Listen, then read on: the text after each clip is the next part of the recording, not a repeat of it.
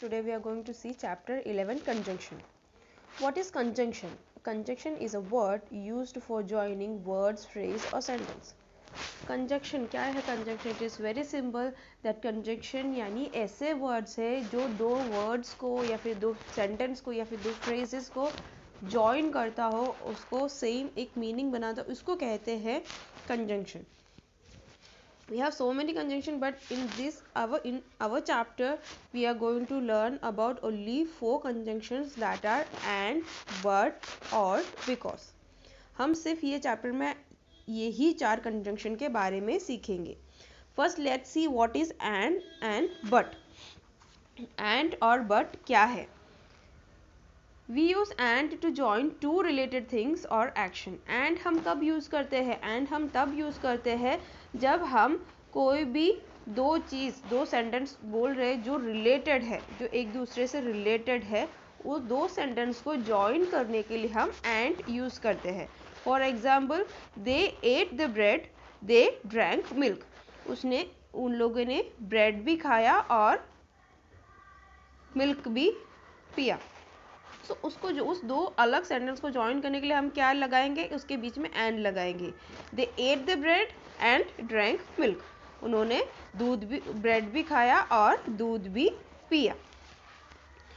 Then next one, we use but to join two different things और action.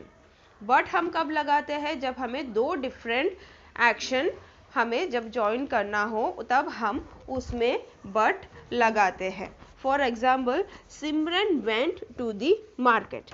She did not buy anything.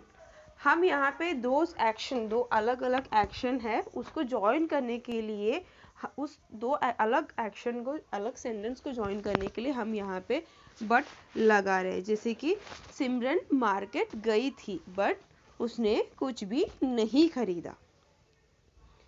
Then next one is और because. We use or to join two sentence offering a choice.